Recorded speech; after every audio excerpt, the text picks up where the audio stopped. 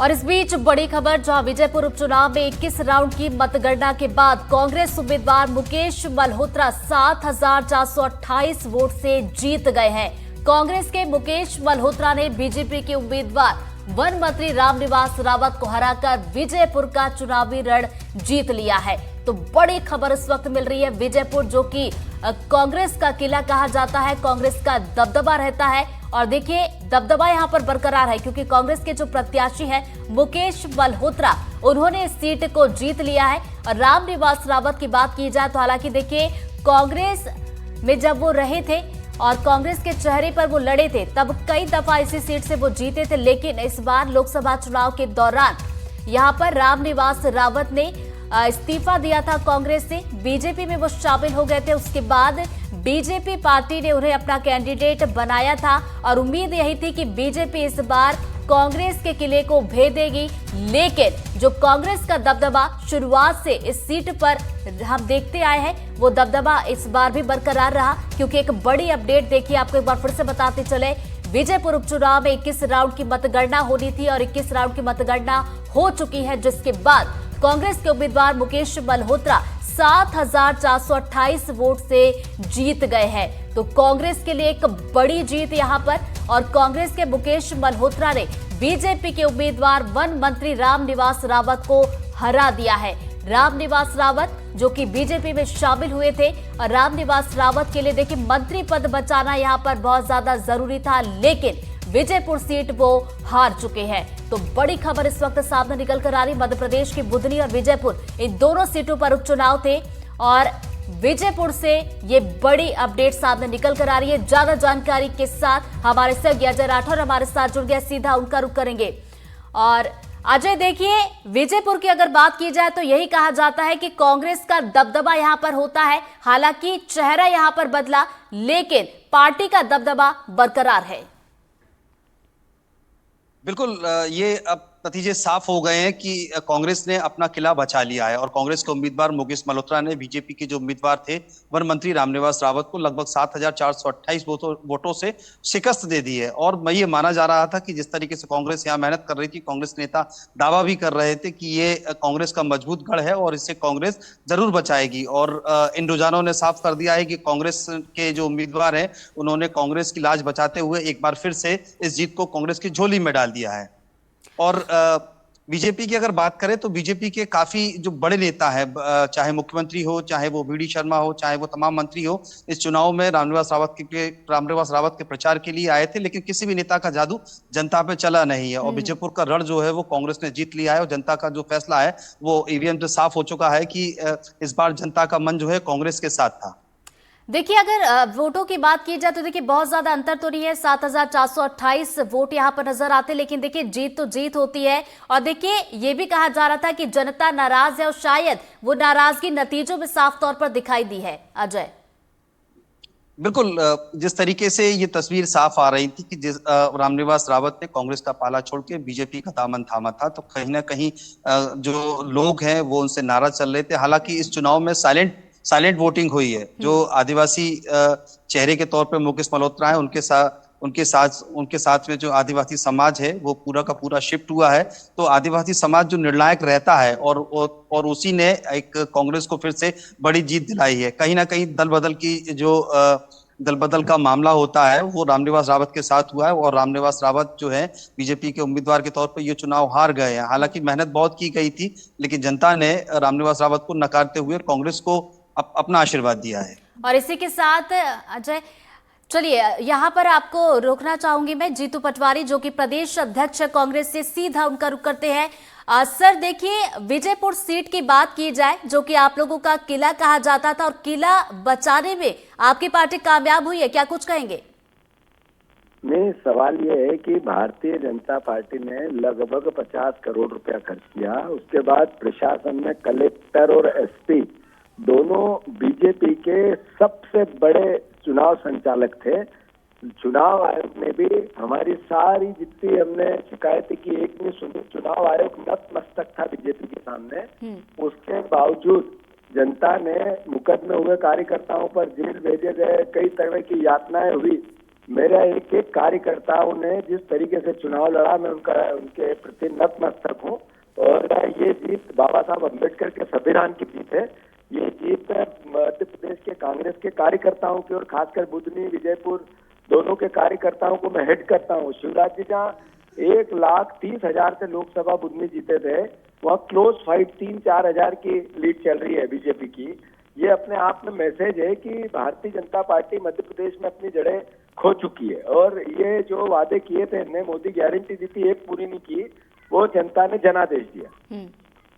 Sir, जीत की बड़ी वजह क्या मानते हैं और बीजेपी की हार की बड़ी वजह आप क्या मानते हैं? पहली वजह है कि ये लोकतंत्र को जिस तरीके से रोंद रहे हैं पागल हाथी जैसे बीजेपी, जो विधायकों की जनप्रतिनिधियों की मंडी लगा रहे हैं, इससे जनता क्षुब्ध है। बाबा साहब अम्बेडकर का जो संविधान, उसकी बार बार अवहेलना करते हैं, अपमान करते हैं, ये उससे जनता क्षुब्ध है। उसके साथ साथ जो मोदी गारंटियां दी थी इनने, वो मोदी गारंटी एक पूरी नहीं की, इससे भी जनता नाराज है। और सबसे महत्वपूर्ण बात है कि मेरे कार्यकर्ताओं का हौसला और जज्बा, मैं समझता हूं कि मेरे बब्बर शेरों ने जो काम किया, पूरा श्रेय अगर किसी को जाता है तो कांग्रेस के एक एक वर्कर को जाता है। मेरे परिवार के जेल गए, मुकदमे लाए, लाठियां खाई, मार खाई, यातना सही, पर लड़ते रहे, उनको जाता है। और उनको मैं पूरा ढेर सारी शुभकामनाएं देता हूँ। सर, बिल्कुल हमारी तरफ से भी आपको शुभकामनाएं। विजयपुर सीट पर जो पार्टी ने, कार्यकर्ताओं ने काम किया था, उसका नतीजा भी देखने को मिला है कि विजयपुर सीट पर विजय हासिल हुई है।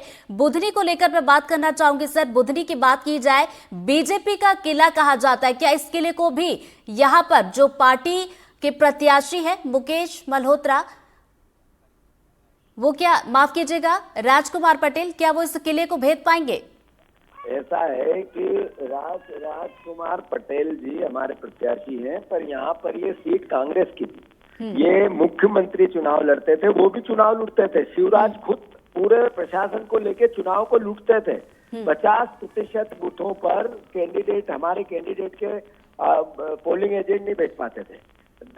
इस बार हमने दृढ़ संकल्प किया कि युद्ध जैसा लड़ेंगे। 1,30,000 की लीड थी पिछले चुनाव में, उसको पाटते हुए हम 3,000-4,000 से पीछे चल रहे हैं। मतलब अद्भुत, अकल्पनीय जीत। कितनी भी हार जीत हो, पर हमारे बब्बर शेरों ने जो किला लड़ाया, मैं साधुवाद देता हूँ, नतमस्तक हूं उनके सामने। और मैं समझता हूँ मध्य प्रदेश में एक नई ऊर्जा का संचार अगर किसी ने किया तो बुधनी के कार्यकर्ताओं ने और विजयपुर के कार्यकर्ताओं ने किया। संजीवनी दी हमें। यानी कि सर, बुधनी में भी जीत को लेकर आप पूरी तरीके से आश्वस्त हैं कि कार्यकर्ताओं ने जमीनी स्तर पर जिस तरीके से काम किया है, यानी कि बुधनी में भी आप बीजेपी के गढ़ को भेदने वाले हैं? नहीं, बात है शिवराज सिंह चौहान यहाँ झूठ बोल बोल के देश में चले गए। जो झूठ बोले वो जनता ने देखा, अब वहाँ झूठ बोल रहे हैं। 110 बात शिवराज जी करते तो 9 झूठ बोलते हैं, उसका भी असर वहाँ मिला। फिर शिवराज सिंह चौहान ने जो वादे किए, गेहूं के दाम का, सोयाबीन के दाम का, जो धान के दाम का, बहनों के 3,000 देने की बात, एक पूरी नहीं की। और झूठ, पाखंड और भ्रमजाल, तो उसका जवाब है जनता का।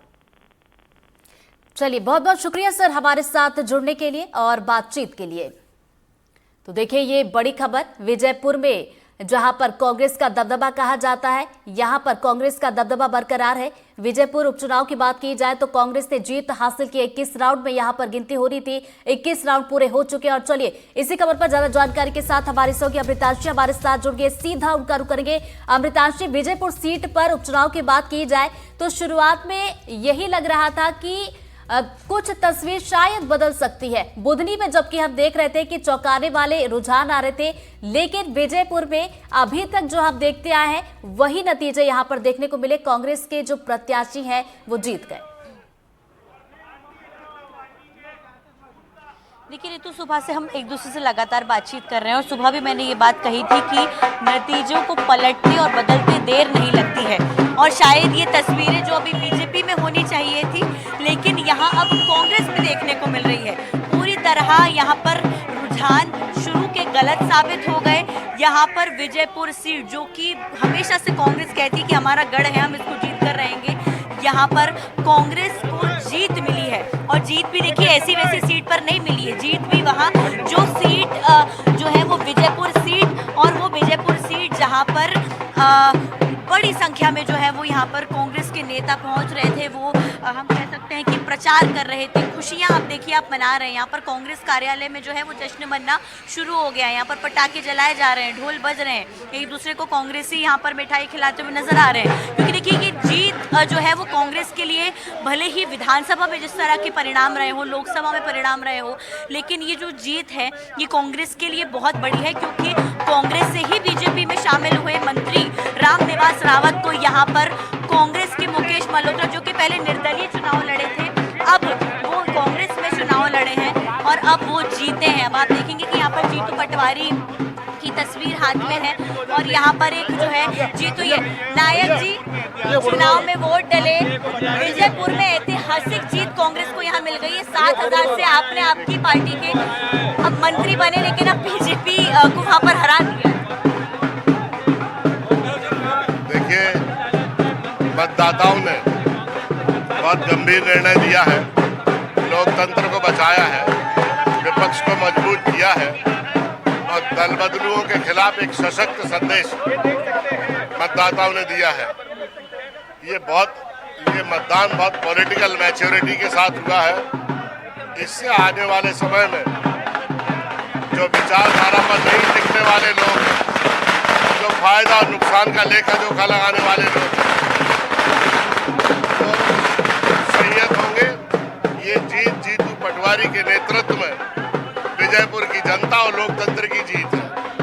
विधानसभा में हार, लोकसभा में निराशा, अमरवाड़ा में निराशा, बुधनी में हम कहेंगे निराशा ही मिली है। क्या इस जीत से कांग्रेस को मजबूती मिलेगी? देखिए, बीजेपी को हारने की आदत खत्म हो गई थी और उनका हारना जरूरी था। उनको जनता ने जगाया है, एनलाइटेंड किया कि जागो, समस्याएं हल करो लोगों की, महंगाई कम करो, रोजगार दो, कानून व्यवस्था ठीक करो, महिलाओं को संरक्षण दो। तो देखिए यहाँ पर जो मुकेश नायक मीडिया प्रभारी थे वो ऐसा कह रहे थे कि बीजेपी को हारने की आदत खत्म हो गई थी और इस जीत के बाद, कांग्रेस की इस जीत के बाद वो आदत यहाँ पर खत्म हो गई है। आप देखेंगे कि यहाँ पर ढोल बजाए जा रही है, तस्वीरें आपको दिखा रही है। देखिए जोश और उत्साह कांग्रेस में। और ऋतु, ये तस्वीरें यहाँ करीब 1 साल बाद देखने को मिल रही है। क्योंकि आज से 1 साल पहले नवंबर में जब विधानसभा चुनाव हुए थे, उसके बाद परिणाम आए। परिणाम के समय से, मतलब उस परिणाम के, विधानसभा के परिणाम के समय से आज के दिन तक कांग्रेस में ढोल नहीं बजे थे, कांग्रेस में ये पटाखे नहीं फूटे थे, कांग्रेस में कोई जो है वो उत्साह या फिर हम कह सकते हैं खुशियां नहीं मनाई जा रही थी। पूरे 1 साल के बीच में विधानसभा चुनाव निकल गए, लोकसभा चुनाव निकल गए, अमरवाड़ा में उपचुनाव हो गए। उसके बाद जो है पूरे इतने हम कह सकते हैं 1 साल के वक्त के बाद यहाँ पर कभी ढोल नहीं बजे। आज 1 साल बाद भले ही एक सीट पर जीत उन्होंने दर्ज की हो, लेकिन यहाँ पर कांग्रेस का कॉन्फिडेंस यहाँ पर देखिए अब जो है वो काफी ज्यादा ऊंचा हो गया है।